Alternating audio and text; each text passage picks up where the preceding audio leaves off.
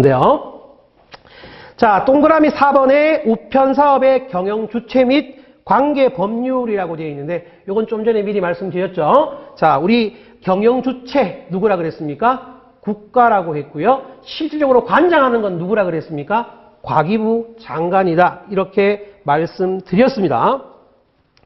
자, 그리고 1번, 동그라미 1번 마지막에 보면 관장의 뜻도 나와 있죠. 자, 관장이 뭐라 그랬습니까? 관리하거나 장악하는 걸 관장이라고 한다. 예, 이러한 설명들도 나와 있고요.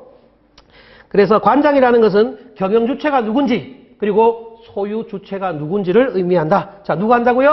가기부 장관이 한다 이 말입니다. 됐나요? 자, 그렇게 해서 하시고 6페이지로 넘어갑니다. 자, 6페이지에 우편에 관한 법률이 나옵니다. 자, 이 또한 기출문제에 출제되었던 적이 있는데, 자, 문제는 어떤 식으로 나왔느냐 하면, 내용을 설명하면 이게 무슨 법에 대한 내용인가, 그 법을 찾아라. 네, 이러한 문제가 출제된 적이 있습니다. 자, 첫 번째가 뭡니까? 우편법이죠. 당연히 우편에 대한 가장 기본법입니다. 자, 그게 우편법이고요.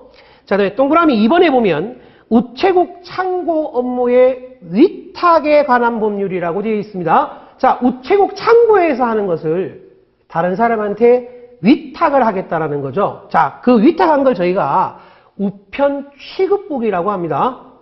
자, 그래서 자, 거기 보면 세 번째 줄에 보면 우편 취급국이라는 단어가 있을 거예요. 그죠? 자, 이 우편 취급국이 뭐냐 하면, 예를 들어서 이런 대단히 아파트 단지에 들어가면 거기에 우체국이 있는 경우가 있어요. 일반 우체국이 아니고 거기가 바로 뭐다? 우편 취급국입니다. 자, 그리고 우리 대학 같은 데 가도 뭐가 있죠? 네, 우편 취급국이 있죠. 자, 이러한 식으로 해서 우편 창고 업무를 위탁하기 위해서 만들어진 것이 바로 우편 취급국이다. 이렇게 보시면 돼요. 됐죠? 그래서 우편 취급국이 나오면 그게 바로 우체국 창고 업무의 위탁에 관한 법률이다. 예, 이렇게 보시면 되겠습니다. 자, 세 번째는 우정사업 운영에 대한 특례법이라고 있죠. 특례법. 자, 근데 이 특례법은 원래 우편이라는 것이 사실 일반적인 우편만 존재하는 게 아니라 거기에 예금과 보험 업무도 추가된다라고 말씀을 드렸습니다. 그래서 그 특례법에는 바로 예금과 그리고 보험에 관한 내용이 표시되어 있습니다. 그래서 두 번째 줄에 보면 사업 범위가 나와 있는데, 사업 범위는 당연히 우편은 당연한 거예요. 당연한 거고, 추가적인 게 뭡니까? 우체국 예금과 바로 우체국 보험이라고 보시면 됩니다. 그래서 우체국 예금이나 보험에 대한, 즉 금융에 대한 내용이 나오면 특례법이라고 보시면 됩니다. 자, 그 다음 4번 별정우체국법이라고 되어 있죠. 자, 이 별정우체국은 지금 그 전국적으로 현재 남아있는 게 한 745군데가 남아있다라고 합니다. 자, 이 별정우체국은 흔히 말해서 이제 시골에 있는 거다 보시면 돼요.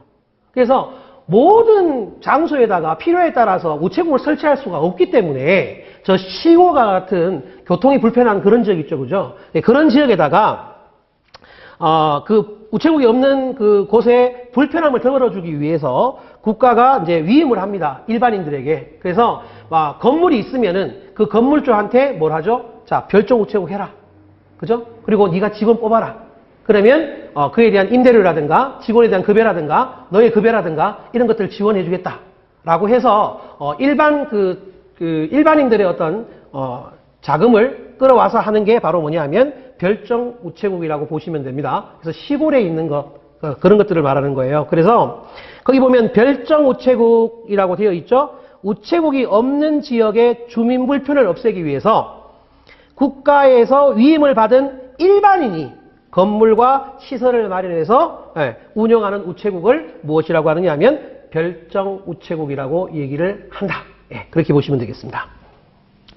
자, 그리고 이제 국제법규로 가는데, 자, 국제법규는 자, UPU라고 있죠. 자, UPU라는 것이 자, 만국우편연합이라는 거예요. 만국우편연합. 자, 여기는 어디에 있느냐 하면 스위스에 가면 우리 스위스가 저기 수도가 어디죠? 스위스 베른이죠. 그죠? 베른. 네. 요 베른에 가면 만국우편연합이라는 게 있습니다. UPU라고 하고요. 네, 그 정도면 이건 넘어가셔도 관계없어요. 자, 그 다음 7페이지로 넘어갑니다. 자, 7페이지에 가시게 되면 우리 아시아 태평양 우편연합이라 그래서 APPU라는 게 있습니다. 아시아 태평양 우편연합. 네, 이건 어디 있느냐 하면 태국 방콕에 가면 있습니다. 네, 그렇게 보시면 되고요. 역시 뭐 그렇게 중요한 내용은 아니기 때문에 넘어가셔도 관계는 없습니다. 자, 동그라미 5번으로 갑니다. 우편 사업의 보호 규정이라고 되어 있는데, 자, 우편 사업은 국가가 하는 거라고 그랬죠. 그것은 이제 왜냐하면 누구나 국민들이 사용할 수 있게끔 저렴한 요금으로 서비스를 해야 되기 때문에 국가가 할 수밖에 없습니다. 그 첫 번째가 뭐가 있느냐 하면 서신 독점권이라는 게 있네요. 자, 근데 제목을 잘 보실게.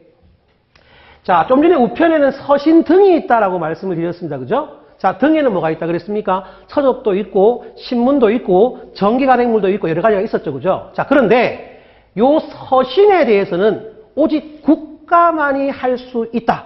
그게 바로 뭐냐 하면 서신 독점권이라는 거예요. 서신 독점권. 자, 그래서 자, 우리 우편법에 보면 첫 번째 줄 마지막에 타인을 위한 서신의 송달 행위를 업으로 하지 못하며 라고 되어 있죠.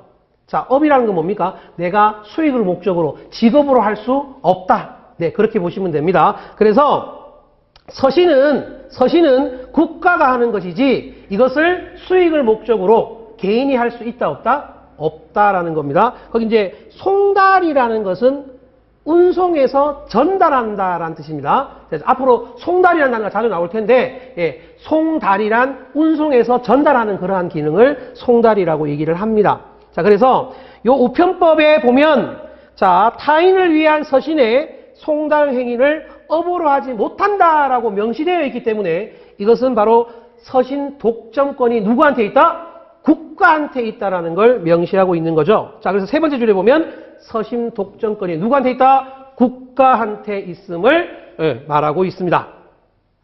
자, 동그라미 2번. 독점권의 대상은 뭐라고 그랬습니까? 서신. 네, 요 서신만이 국가에서 할 수 있다. 그럼 그 외의 것들은 국가가 아닌 일반 개인도 할 수 있다라는 거죠. 자, 그래서 자, 동그라미 2번에 독점권의 대상은 뭐다? 서신이다라고 표시해 두시고, 자, 그 밑에 내용은 저희가 이미 했던 내용이죠. 그죠? 기업부터 이형까지 제가 이미 다 말씀드렸던 거고, 자, 그래서 자, 동그라미 2번 세 번째 줄에 보면 다음에 해당하는 경우는 뭐 한다? 예외로 하겠다라고 되어 있어요. 예외로 하겠다. 그러니까 국가가 아닌 다른 자가 할 수도 있다라는 겁니다. 됐죠? 자, 그래서 아까 봤던 신문, 정기 간행물, 자, 그리고 서적, 상품 안내서, 카탈로그죠, 그죠? 그런 것들이라든지 송장, 이런 것들도 있고요. 그 다음에 국제 서류, 그리고 본점과 지점, 그리고 지점 상호 간에 12시간 이내에 배달되어야 되는 상업용 서류, 신용카드, 이런 것들이 있죠.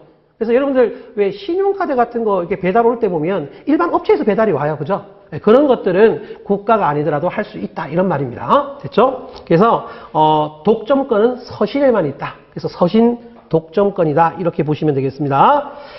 자, 동그라미 3번부터 해서 6번까지는 방금 전에 제가 설명드렸던 뭐 타인이 뭐냐, 업이 뭐냐, 이런 어떤 용어들에 대한 뜻인데 그렇게 뭐 중요한 내용도 아니고 어려운 내용도 아니니까 넘어가셔도 관계는 없는데, 동그라미 7번은 조금 보셔야 될 것 같아요. 7번. 자, 거기 보면 세 번째 줄에 중량이 350g을 넘거나 기본 통상요금의 10배를 넘는 서신은 위탁이 가능하다라고 되어 있죠. 뒤집어 말씀을 드리면, 자, 350g 이하라든가 또는 기본 통상요금의 10배 이하에 대해서는 누구만 할 수 있다? 국가만 할 수 있다라는 뜻입니다. 국가만. 그리고 국가기관이나 지방자치단체에 발송하는 등기 취급 서류 신탁은 위탁이 불가능하다. 서신은 위탁이 불가능하다라고 되어 있죠. 자, 그러니까 자, 무게로 따지면 350g 이하. 됐죠? 350g 이하. 그리고 기본 통상요금의 10배 이하. 그리고 국가 등에 발송하는 등기 취급의 서신은 위탁이 불가능하다라는 겁니다. 그럼 여기서 지금 뭐가 나왔느냐 하면 기본 통상요금이라는 게 있어요. 기본 통상요금. 자, 이게 뭐냐 하면, 자, 기본 통상요금은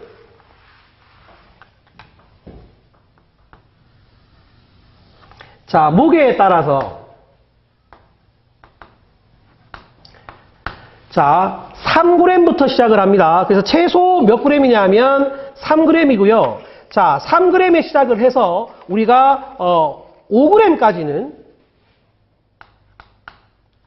5g까지입니다. 그러니까 이하라고 보시면 되겠습니다. 요게 얼마냐 하면 300원입니다. 그리고 5g 초가 25g까지 예, 요건 330원이고요.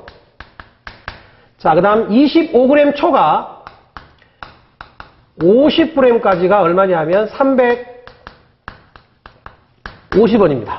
350원. 네, 이게 통상 우편물 요금이라고 보시면 됩니다. 즉, 통상 우편물이라는 이제 규격 우편물을 얘기를 하는 거거든요. 그래서 그 규격 우편물의 요금은 이러합니다. 3g에서 5g까지는 300원. 그리고 5g을 초과해서 25g까지는 330원. 그리고 25g을 초과해서 50g까지는 얼마냐면 350원. 됐죠? 자, 그래서 이 요금의 10배를 초과하게 되면 뭘 할 수 있다고요? 미탁을 할 수 있다고요. 됐나요?